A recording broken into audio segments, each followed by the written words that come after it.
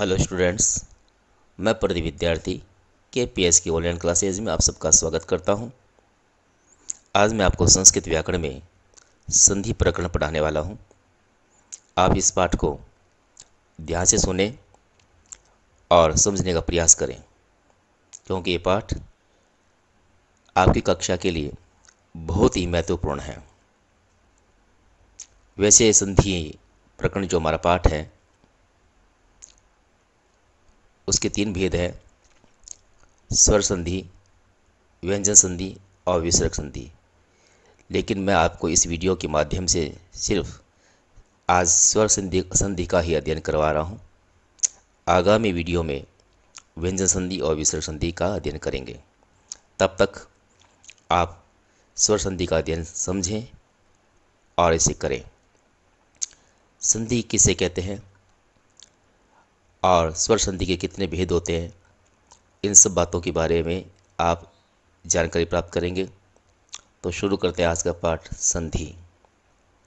संधि की परिभाषा: जब एक से अधिक स्वर अथवा व्यंजन वर्ण अत्यधिक निकट होने के कारण मिलकर एक रूप धारण कर लेते हैं तो वह संधि कहलाता है।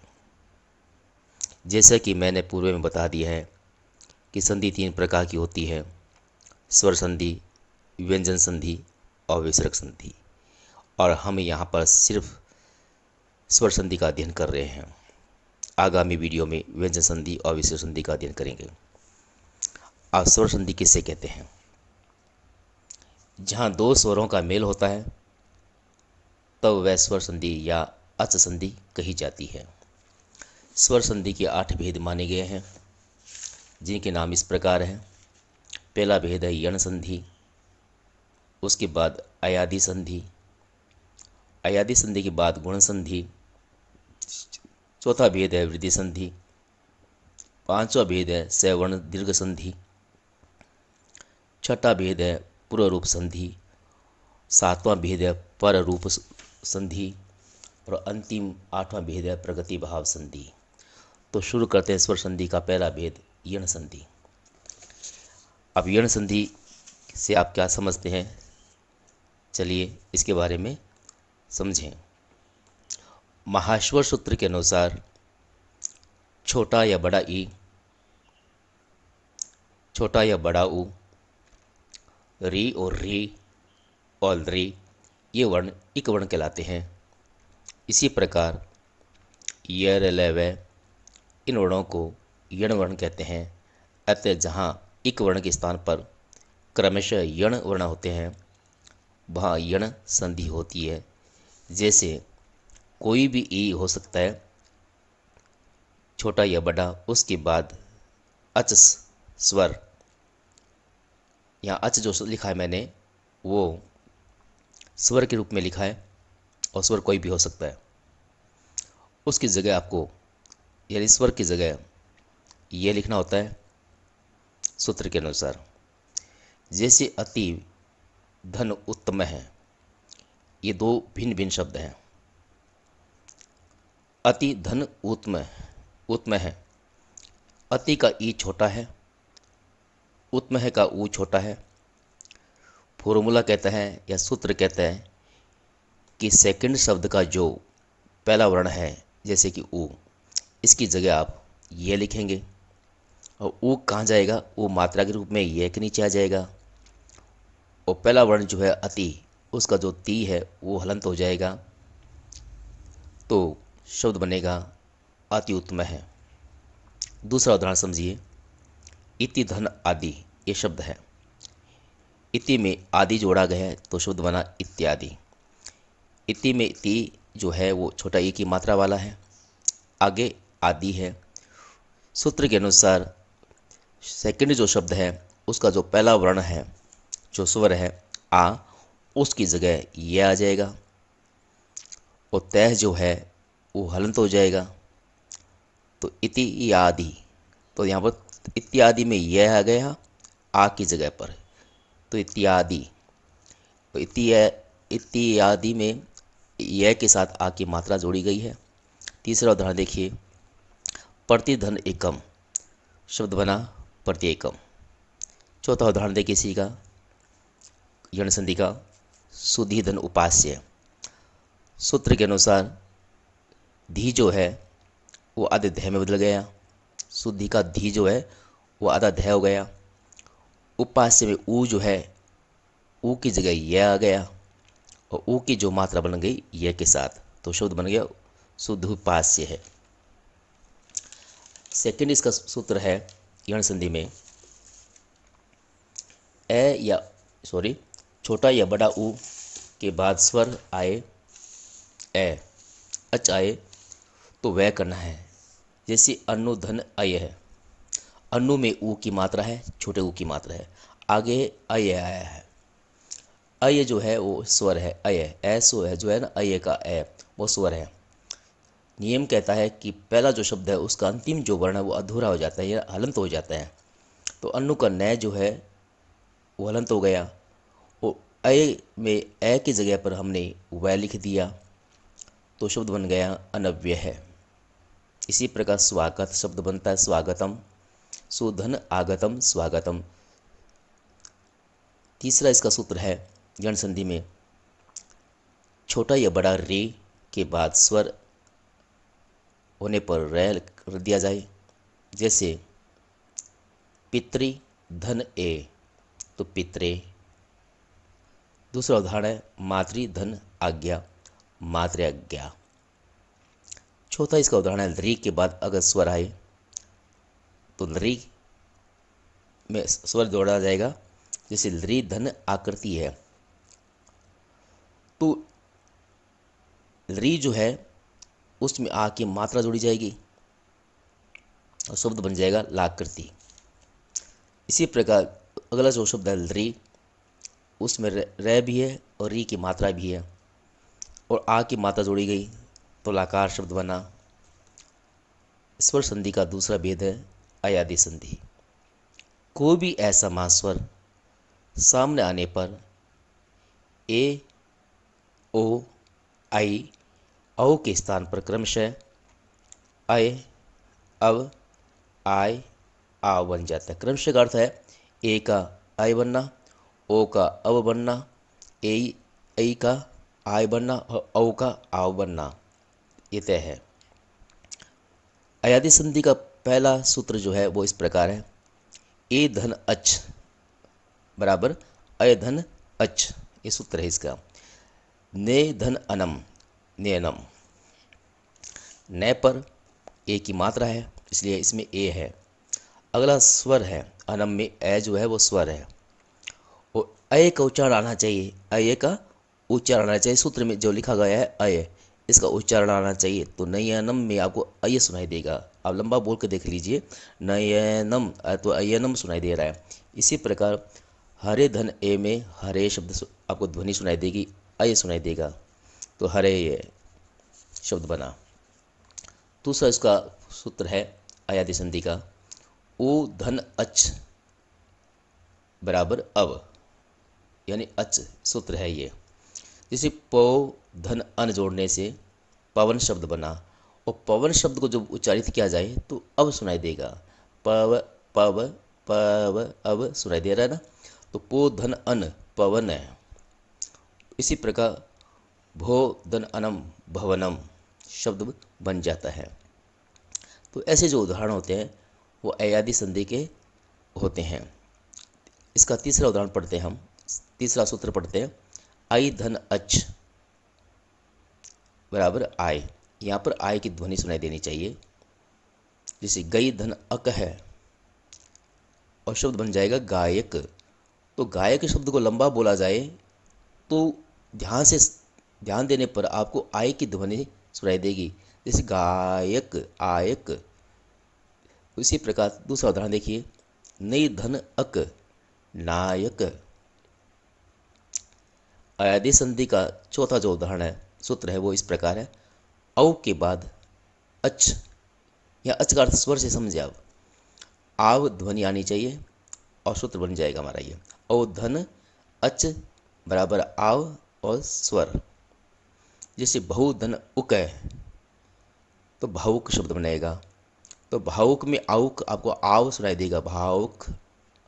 पौ धन अक पावक, पौ धन अक है पावक।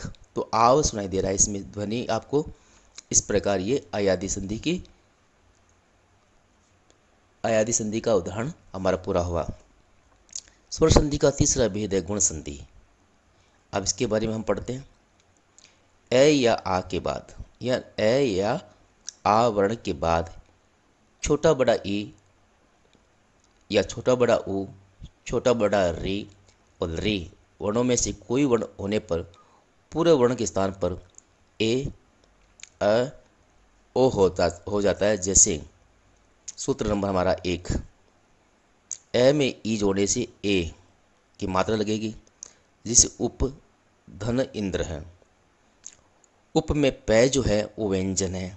आपको बात बता दूं मैं, एक कै से लेकर ज्ञानी तक के जितने व्यंजन हैं उन सब में अ की ध्वनि है। इसलिए पै को जब लंबा बोला जाए तो आपको ए सुनाई देगा। वो आगे जो मात्रा हमारी है वो इंद्र में ई की है।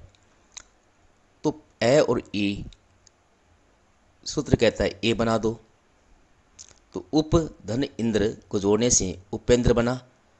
हमेशा मात्रा प्रथम शब्द के अंतिम वर्ण पर लगती है, ये ध्यान रखें। न धन इति नेति, सूत्र के अनुसार देखते जाइए आप। देव धन इंद्र देवेंद्र, तो देव वह में ए है और इंद्र का ई जो है, तो ए और ई मिलकर ए बना और मात्रा हमेशा प्रथम शब्द के अंतिम वर्ण पर लगती है। तो देव व में जो वह जो है उस पर वे मात्रा लगाई गई और शब्द बन गया हमारा देवेंद्र। अगला भेद है गुण संधि का, वो इस प्रकार है। आ में अगर ई की मात्रा आ जाए, यानी पहला शब्द जो है उसमें लास्ट में आ की मात्रा हो और दूसरा जो शब्द है हमारा उसमें ई हो छोटा, तब भी हमें ए की मात्रा लगानी है। जैसे महाधन इंद्र महेंद्र बना, यथाधन इष्ट यथेष्ट शब्द बना, यानी ए की मात्रा लगी है। और जहाँ पर महा में और था में यथा में आ की मात्रा है वो हट जाएगी और थे और है के ऊपर ए की मात्रा लग गई। इस प्रकार ये स्वर संधि आप बड़े ध्यान से सुने ताकि आपको समझ में आ सके। ये बहुत महत्वपूर्ण है आपकी कक्षा के लिए। अगला जो भेद है वो इस प्रकार है। ए में बड़ा ई जोड़ा जाए तो भी ए आना चाहिए या ए की मात्रा आनी चाहिए। गण धन ईश है, तो गण में ए है और ईश का ई बड़ा है। सूत्र आप देखिए, ए में बड़ा ई की मात्रा जोड़ने से ए बनता है, तो शब्द बना रहा गण धन ईश का गणेश है। इसी प्रकार दिन धन ईश दिनेश शब्द बना। इसका चौथा फॉर्मूला है हमारी संधि का, वह ए में अगर ऊ आ जाए तो ओज बनाए दे। सूर्य धन उदय, तो शब्द बना सूर्योदय। दूसरा उदाहरण है इसका पर धन उपकार, तो उदाहरण बन गया हमारा परोपकार। मैं एक बार पुनः बता दूं, मात्रा हमेशा पहले शब्द के अंतिम वर्ण के साथ लगती है। इसी प्रकार देखिए आप, ए धन ऊ जो फॉर्मूला है उसके बराबर ओ लिखा गया है, तो पर धन उपकार में रह के साथ ओ की मात्रा जुड़ी है, ऊ है ना वो ओ में बदल गया, तो परोपकार शब्द बना। पांचवा इसका सूत्र है ये है, आ में अगर बड़ा ऊ जोड़ दिया जाए, यानी पहला जो शब्द है उसके अंत में आ की ध्वनि आ रही हो, आ का स्वर आ रहा हो, और अगला जो शब्द है उसमें ऊ का स्वर हो, तो दोनों मिलकर आ और ऊ मिलकर ओ बन जाता है। जैसे परीक्षा धन उत्सव, तो शब्द बन गया परीक्षोत्सव है। दूसरा उदाहरण देखिए, महाधन उदय, तो शब्द बना महोदय। इसी संधि का छठा सूत्र है, ए में बड़ा ऊ जोड़ने से ओ बनाए। जैसे अत्यंत है अत्यंत धन उध्रवम, तो हमारा शब्द बन गया अत्यंतो ध्रुवम। इसी प्रकार दूसरा उदाहरण देखिए, एक धन ऊन एकोन शब्द बना, यानी एक में कै में जो है ए है, आगे ऊ की मात्रा वाला शब्द ऊ खुद ही है, स्वर है, तो एक कै में लंबा बोला जाए, एक का एक कै जो है वो लंबा बोला जाए तो आपको ए की ध्वनि सुनाई देगी, एक। तो इसी प्रकार आगे ऊन की ऊ है, तो ए और ऊ मिलकर ओ की मात्रा बनानी है, तो एक कौन शब्द बन गया। अगला हमारा उदाहरण है, 7वां सूत्र है, वो इस प्रकार है। ए के साथ री जोड़ने से अर की ध्वनि आनी चाहिए, अर का उच्चारण सुनाई देना चाहिए। और अर हमेशा प्राय रेफ वाले रे की तरह आ जाता है। माया धन उजरस्वी, तो शब्द बना माया उजरस्वी। दूसरा उदाहरण देखिए, महाधन उरणम, तो महोरणम बन गया। तो इस प्रकार आ की मात्रा इस प्रकार ए और री मिलकर आपको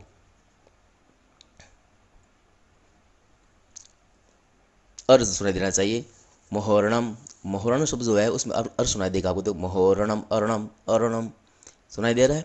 इसी प्रकार अगला सूत्र है वो देखिए 8वां नंबर, ए के साथ री बड़ा, तो अर आना चाहिए।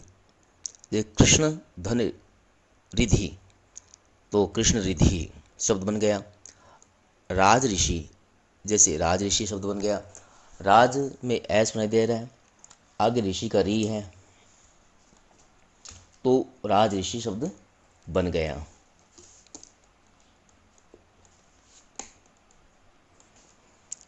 अगला सूत्र है हमारा,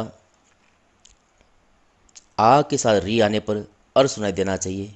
जैसे कई बार ऐसा भी होता है ए की जगह आ जाता है और आ के बाद री होता है, तब भी हमें अर सुनाई देना चाहिए या अर की ध्वनि आनी चाहिए। जैसे महाधन ऋषि, तो महर्षि अर सुनाई दे रहा है, देखो महर अर अर ऋषि। महाधन रिधि, तो महरिधि शब्द बन गया। अगला सूत्र है हमारा, ए या आ के बाद री आने पर अल सुनाई देना चाहिए या अल की ध्वनि समझ में आनी चाहिए। जैसे तव धन रिकार, तो तवलकार, तवलकार अल सुनाई दे रहा है आपको, तवलकार। चौथी जो संधि हमारा संधि है जो है उसका नाम है वृद्धि संधि, संधि नंबर 4। स्वर संधि का ये एक भेद है, आइए इसके बारे में भी हम जानकारी प्राप्त करें। ए या आ के बाद ए ओ ऐ औ होने पर पूर्व एवं पर के स्थान पर आ ए औ होते हैं। सूत्र देखते हैं और उनके शब्द भी देखते हैं। चलिए इसका पहला सूत्र पढ़ते हैं। ए या आ के बाद ए आने पर ऐ कर दें। जैसे जन धन एकता, तो ऐ की मात्रा हमेशा 2 होती है। जन धन एकता को जोड़ने से जनेकता शब्द बना, आपको ऐ दिखाई देगा, जनेकता। इसी प्रकार सदा धन एव जोड़ने से सदैव शब्द बना। यहाँ पर वृद्धि संधि का यह अच्छे उदाहरण है। दूसरा सूत्र देखिए इसका, अगर ए की जगह आ के बाद यानी कि ए और आ के बाद ओ आ जाए, पहले शब्द के अंत में ए या आ के बाद ओ आ जाए, तो औ में बदल दे, यानी औ की मात्रा लगा दे। पहले शब्द के अंतिम वर्ण के अंत में, पहले शब्द के अंतिम वर्ण में हमेशा मात्रा जुड़ती है, ये बात ध्यान रखें। जैसे जल धन ओघ, तो लय के साथ मात्रा जुड़ेगी औ की, तो शब्द बनेगा जलोघ। इसी प्रकार ऊपर का एक उदाहरण देखिए, वन धन औषधि, वनौषधि शब्द बन गया। अगला है इसका सूत्र, ए या आ के बाद ऐ आने पर ऐ रखें। जैसे और ऐ की मात्रा हमेशा 2 होती है। देव में ए की ध्वनि है, आगे लिखा है ऐश्वर्यम, तो शब्द बन गया देवेश्वर्यम। इसी प्रकार दूसरा उदाहरण देखिए, नृप धन ऐश्वर्यम, तो शब्द बना नृपेश्वर्यम। अगला सूत्र है, ए या आ के बाद अगले शब्द में अगर औ की मात्रा है तो औ में रखें, यानी औ की मात्रा ही रखें। जैसे महा में महा औषधि शब्द है, तो महाधन औषधि, महा में आ की मात्रा है और औषधि में औ की मात्रा है। आर और औ मिलकर शब्द बनेगा महोषधि, यानी मात्रा मैं पुनः बता देता हूँ, पहले शब्द के अंतिम वर्ण के साथ ही यहाँ लगाई गई है, महोषधि शब्द बना। इस प्रकार अगला सूत्र देखते हैं, ए या आ के बाद कोई सा भी री आ जाए छोटा बड़ा, तो अर की ध्वनि सुनाई देनी चाहिए, अर्थ सुनाई देना चाहिए। दश धन ऋण, तो शब्द बना दशारण, यानी दशारण है, अर्ण है, और सुनाई दे रहा है यहाँ पर दशारण है। इसी प्रकार दूसरा उदाहरण देखिए, सुख धन ऋत है, सुखार्थ, और यहाँ पर सुनाई दे रहा है सुखार्थ है। हमारी इस पांचवी जो संधि है स्वर संधि में, वो सवर्ण दीर्घ संधि है। ए ई या ऊ और री के बाद छोटा या बड़ा स्वर आ या ई ऊ री आने पर उसी वर्ण का दीर्घ स्वर हो जाता है। जैसे कि हम यहाँ पढ़े, जैसे ए आ हो सकते हैं, तो अगला शब्द ए आ आ सकता है। यानी जब दो शब्द जोड़ते हैं यहाँ पर, वहाँ पर हम वर्णों का अध्ययन कर रहे हैं। ये बात विशेष ध्यान रखना है, न कि शब्दों का। संधियाँ हमेशा वर्णों पर आधारित होती है। ए पहले शब्दगंत में ए की ध्वनि आ सकती है या आ की भी आ सकती है, और दूसरे शब्दगंत में शुरू में, दूसरे शब्द के शुरू में ए की ध्वनि भी आ सकती है, आ की भी। जैसे दैत्य धन अरि शब्द है, तो दैत्य में ए की ध्वनि है, वो अरि में स्वयं ए है, तो दैत्य धन अरि में ए और ए मिलकर आ बन गया, तो शब्द बना दैत्यारी। दूसरा उदाहरण देखिए, रत्न धन आकार रत्नाकार, तो रत्नाकार में रत्न जो शब्द है, नए के अंदर इसमें ए की ध्वनि है और आकार में आ स्वयं है, तो शब्द बन गया रत्नाकार है। अगला सूत्र देखिए इसका, छोटा बड़ा ई के बाद छोटा बड़ा ई आए तो भी ई करना है, यानी बड़े ई की मात्रा लगानी पड़ेगी।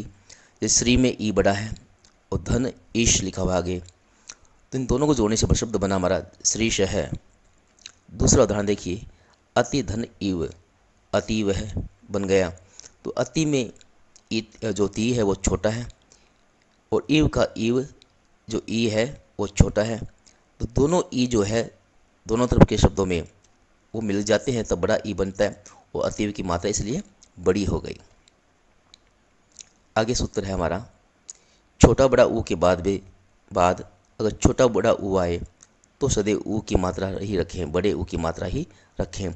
जैसे भानु में ऊ है वो छोटा है, उष्मा का ऊ जो है वो बड़ा है, और फॉर्मूला कहता है हमेशा बड़ा ऊ हो जाता है, तो शब्द बन गया भानुष्मा। वधुत्सव जो शब्द है इसके बारे में पढ़ें, वधु धन उत्सव है, तो इसका शब्द बना वधुत्सव है। इस प्रकार छोटा या बड़ा ऊ मिलकर हमेशा बड़ा ऊ बनाते हैं, छोटा बड़ा ई मिलकर हमेशा बड़ा ई बनाते हैं, ए आ मिलकर हमेशा आ बनाते हैं। ये बात ध्यान रखना है सवर्ण दीर्घ संधि में। अगला उदाहरण हमारा ये है, सूत्र जो है वो पढ़ते हैं, छोटा बड़ा री के बाद छोटा बड़ा री आए तो बड़ा री करना है। जैसे होत्री धन रिकार शब्द है, शब्द बन गया होत्रिकार है। दूसरा उदाहरण है इसका, पितृ धन ऋणाम ऋणम, पितृ ऋणम, यहाँ पर त्रि जो है वो बड़ा री बन गया। छठी जो संधि हमारी जिसका नाम है पूर्व रूप संधि, यदि पद के अंत में ए या ओ आए और उसके बाद ए आए तो पूर्व एवं पर वर्णों के स्थान पर पूर्व रूप एकादश होता है।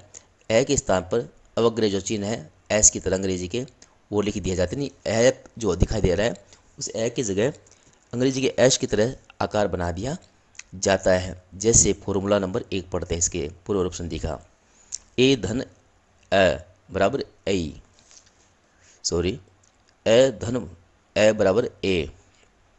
जैसे अंत्य धन अपि, अंत्य में ए की मात्रा लगी हुई है और आगे है अपि, फॉर्मूला मिल रहा है देखो, अंत्य में ए की मात्रा, अपि का ए बनाना क्या है ए, और ए को हटाना पड़ेगा, अपि का ए जो है वो अवग्रह बन गया, वापिस देखिए आप ऐश की तरह जो है ना वो बनेगा, अंत्य धन अपि, तो अंत्य अपि शब्द बन गया। दूसरा उदाहरण है हरे धन अव, तो हरे शब्द है वो हैजे से रह गया, अव का जो ए है वो अवग्रह एश की तरह आ गया, यानी ए आया है लेकिन एश के आकार में, अंग्रेजी के एश के आकार में आया है। ये बात ध्यान रखें पूर्व रूप संधि में कि सेकंड जो शब्द है उसका जो ए है वो एश अंग्रेजी के एस आकार में आ जाएगा। दूसरा उदाहरण पढ़ते हैं इसका सूत्र। ओ के बाद अगर ए आए तो सदैव ओ रखें, जैसे विष्णुधन अत्र, तो विष्णु अत्र, यहाँ पर भी ए की जगह अंग्रेजी का एश आ गया। को धन अपि, तो को हैजे से रखा, अपि का जो ए है वो अवग्रह के रूप में आ गया, तो शब्द बन गया को अपि। फिर सातवीं जो संधि हमारी उसका नाम है पररूप संधि। ए या ओ स्वर जिसकी प्रारंभ में हो ऐसी धातुओं मतलब क्रियाएं आए तो दोनों स्वरों के स्थान पर क्रमशः ए और औ होता है। जैसे ए के बाद ए आने पर ए ही रहता है। जैसे प्र को लंबा बोला जाए तो ए की ध्वनि सुनाई देगी। आगे जो शब्द है एजते, तो प्र धन एजते प्रेजते बन गया, प्रेजते प्रेजते। इसी प्रकार ए के बाद ओ जोड़ दिया जाए तो ओ रहेगा। जैसे उपधन औस्ति, तो उपोस्ति बना, उपोस्ति शब्द बन गया। अब अंतिम जो हमारी संधि है जिसका नाम है प्रगति भाव संधि, इनके बारे में मैं आपको संक्षेप में समझा देता हूँ कि प्रगति भाव संधि क्या होती है। तो प्रगति भाव संधि के रूप में